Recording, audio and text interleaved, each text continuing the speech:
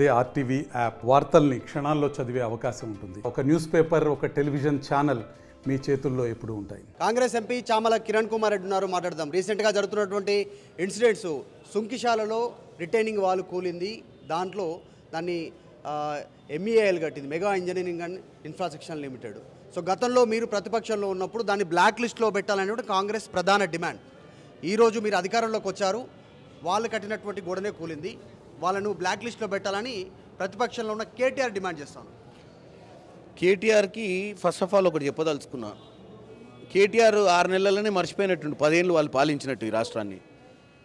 ఈ ప్రాజెక్టులన్నీ కూడా కేసీఆర్ వాళ్ళ నాయన, అంటే అందరం కేటీఆర్ అంటారు, వాళ్ళ నాయన ఎప్పుడు ఏఐఎంలో పనిచేసిండో ఎవరికి గుర్తుకులేదు, ఎందుకంటే ఫామ్ హౌస్లో పండుకొని పరిపాలించాడు. కాబట్టి కేటీఆర్కి ఒక్కటే చెప్తున్నా, మేము ఈరోజు కాళేశ్వరం కానీ సుంకిశాల ప్రాజెక్ట్ కానీ ఈ రెండింటిని కూడా మీ వైఫల్యమే. ఈ కాంట్రాక్టర్లు కూడా మీ హయాంలో వచ్చి మీ హయాంలో ఈ పనులు చేపట్టిన కాంట్రాక్టర్లే. వీళ్ళందరి మీద కూడా చర్యలు ఉంటాయి, వీళ్ళందరినీ కూడా బ్లాక్ లిస్ట్ చేస్తాము. కానీ మీరు ఇచ్చిన ప్రాజెక్టులు ఎన్నో ఇంకా పెండింగ్లు ఉండడం వల్ల వాళ్ళు ఇంకా పని చేసుకుంటూ ఉన్నారు తప్ప మాకేం వెస్టెడ్ ఇంట్రెస్ట్ లేదు. డెఫినెట్గా నువ్వు గుర్తుకు చేయాల్సిన అవసరం లేదు. నిన్ను జైలుకు పంపించుడు గ్యారంటీ, ఆ కట్టినోని కూడా జైలుకు పంపించుడు గ్యారంటీ. ఇప్పుడు 10 డేస్ అవుతుంది. 10 డేస్ అయిన తర్వాత కాంగ్రెస్ ఎందుకు చాలా చూసి చూడనట్టు వదిలేస్తూ ఉంది ఇన్సిడెంట్ని? ఇప్పుడు కాళేశ్వరం ఘటన పైన మీరు ఎమ్మెల్యేలను తీసుకెళ్ళారు, మీడియాని తీసుకెళ్ళారు, పెద్ద దీని మీద ప్రెస్ మీట్లు పెట్టారు. సుంకిశాల జరిగిందంటే ఇన్సిడెంట్ పైన ఎందుకు రెస్పాండ్ అవ్వట్లేదు కాంగ్రెస్ అనేటువంటి ప్రధాన వస్తున్నటువంటి క్వశ్చన్. ఇప్పుడు వాళ్ళ హయాంలో ఈ కాంట్రాక్ట్ ఇచ్చినప్పటికీ కూడా వాళ్ళే డిమాండ్ చేస్తూ ఉన్నారు, దీన్ని బ్లాక్ లిస్ట్లో పెట్టాలి, సిట్టింగ్ జడ్జితో విచారణ జరిపించాలని. దానికి కాంగ్రెస్ రెడీగా ఉందా సిట్టింగ్ జడ్జి విచారణ చేయించడానికి? ముఖ్యమంత్రి గారు విదేశీ పర్యటన నుంచి ఎల్లుండి వస్తున్నారు. గత వారం రోజులుగా ముఖ్యమంత్రి గారు రాష్ట్రంలో లేరు. వీళ్ళు ఇక్కడ కూర్చొని మేమేం చేయాలని చెప్పాల్సినటువంటి, వాళ్ళతో చెప్పించుకోవాల్సినటువంటి దౌర్భాగ్య పరిస్థితుల్లో మేము లేం.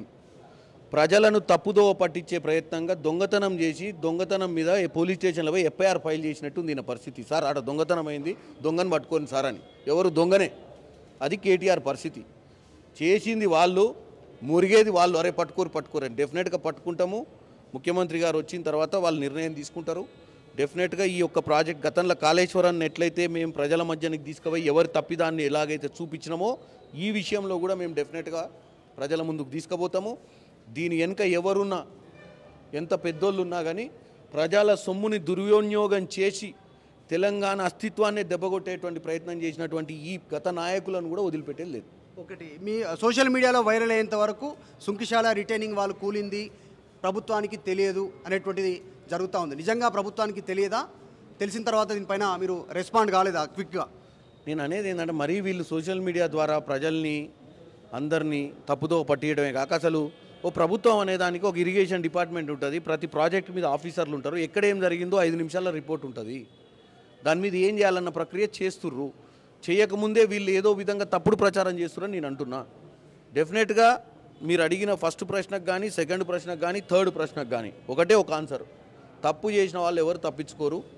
తప్పు చేసి వాళ్ళే పోలీస్ స్టేషన్లో కేసు పెట్టి తప్పిదం జరిగిందని చెప్పితే పోలీస్ ఎంక్వైరీలో బయటపడదు అనుకుంటుంటాడు కేటీఆర్.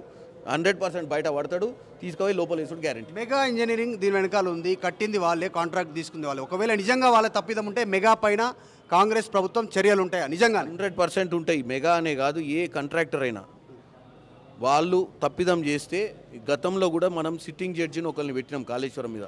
వీళ్ళే సిట్టింగ్ జడ్జిని తీసేయమని చెప్పి పోయి సుప్రీంకోర్టు నుంచి తెచ్చుకోరు కదా ఆర్డర్. కొడుకు ఒకటి అయ్యి ఒకటి, కొడుకేమో మేము ఏదైనా యాక్షన్ తీయబోతే మళ్ళీ వీళ్ళే లబోదిబో మొత్తుకుంటారు. సో డెఫినెట్గా యాక్షన్ ఈసారి తీసుకుంటున్నాము.